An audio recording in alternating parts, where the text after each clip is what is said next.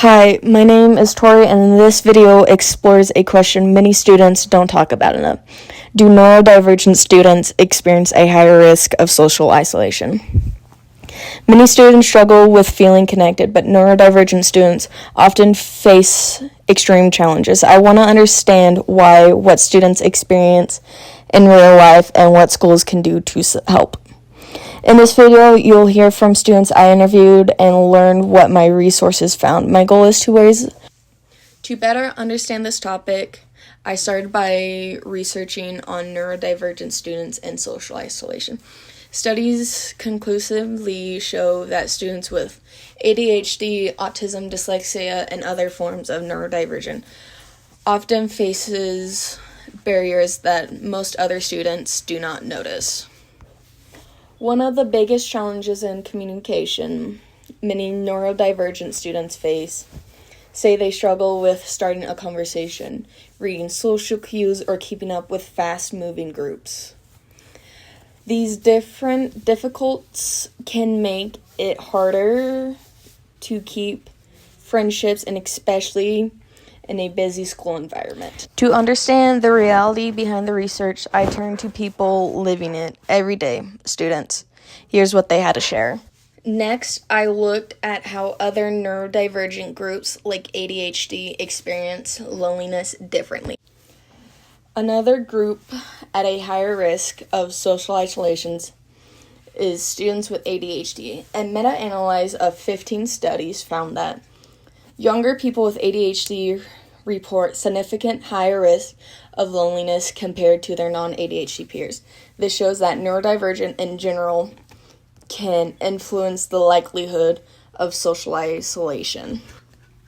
No, I very much think that neurodivergent students do experience more isolation, just due to the social ostracization of what it's like to walk around with mental health problems or different disabilities for different students. I can see it observationally and just factually it exists. Okay. Another major factor in schools, it's school structures themselves.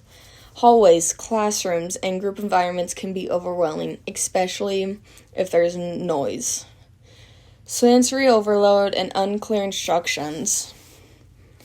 When students feel overstimulus, they may isolate themselves, not because they want to be alone, because they need a break. My interviewers help bring these to life. Students talk about how they feel isolated, how they've seen people be isolated, or how they have been judged. Some say they don't feel understood by their peers, which makes them withdrawn even more. Research shows that autistic students experience social isolation in schools, even when they are physically around other students. One study found that autistic peers have fewer reciprocated friendships than allistic peers, but similar total times show in social contact. This means that I have also learned that support is a huge difference. When teachers give clear expectations, when classmates include others, and when schools offer quiet spaces, more flexible learning opportunities, neurodivergent students feel more connected and more confident. And my research showed that neurodivergent students are more likely to experience social isolation, not because they don't want to communicate.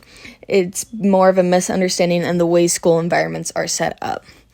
The interviews helped me see the real impact that these experience on students' confidence and daily life.